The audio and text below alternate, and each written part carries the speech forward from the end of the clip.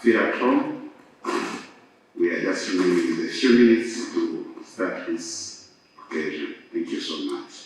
Omuza district nkayisingiro Kazo Ntungamo Shema hamwe na Mbararaste okwamya beti imbereho kutandikire kurungi Julius Arneitwe rukurire by'obururo mu district ya Isingiro nagira ngo buri kimwe kiruho kwenda ngo bagira obuteka mu district egi omwabahandikirwe Aaron Turahi obwa hato chairman wa district egi. So far abuto nominating rurengo rwa district chairperson nominating omuntu omwe candidate omwe the incumbent wa orya NRM ticket abandi tibakize tana apteka bere kurungi ba councillors so far twinaho ashatu na mushanju hati mwenu izoberi ebyebiro bishatu na leta impapura zanje mu electoral commission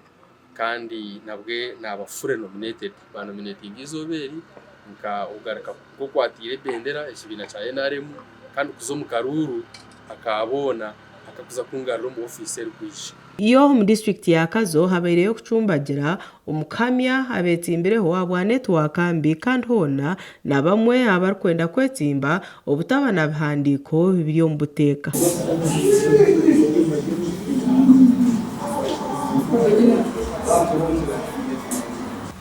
Kazonga district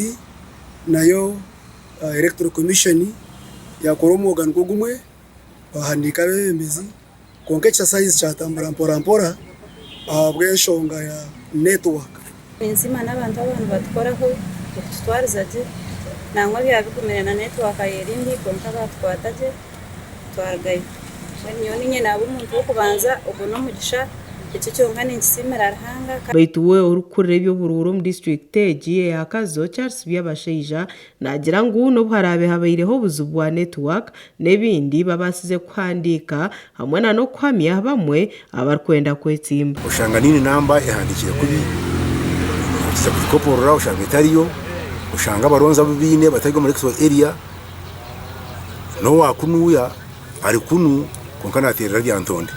hatugo tukamwikiriza nasho kandi atamundijo mwene ibintu byatucererezaho kandi no kucira munonga icyaye gito munonga ni network bo abahamiwe kwetsimba bagizire ngo ekigenderera cyabo no kusitya abantu obuhereza harohe bintu nka bibiri icyo kubanza na maize ebikwaterena na maize omugomborera yitu tibikabiri birungi nambo ntwatangiye program yo kwereza abantu ba kazamezi izoba nayihandikisa ka candidate wentebe ya katano kandi ninye na gavana tungire bendera ya NRM abwentebe ya katano ya Kazo.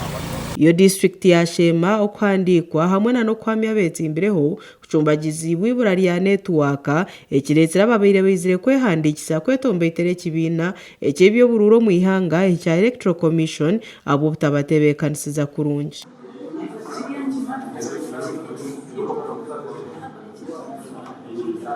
Shemerire kuba tuineho booster koko boyine booster yongera amani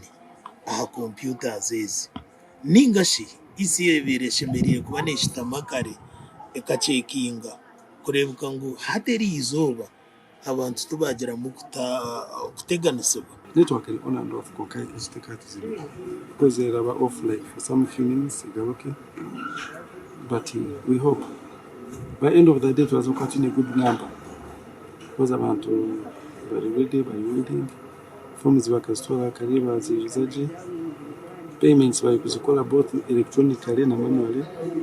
so we okay. Ntungamo kwamya beti imbereho nayo kutandikira mu businge mu district egi emyanya yo kuterera hakarure yongeire kurgaha myanya 291 okuza myanya rushanje 58 okurgira Latifu Ngozi orukure by'obururo mu district egi yo kweyongera ko myanya egi kizarikire aha kiragiro cya electoral commission ekyo kuragira ngo abantu tubashemerere kurenga bina aha polling station. Then polling stations yongire kurgatana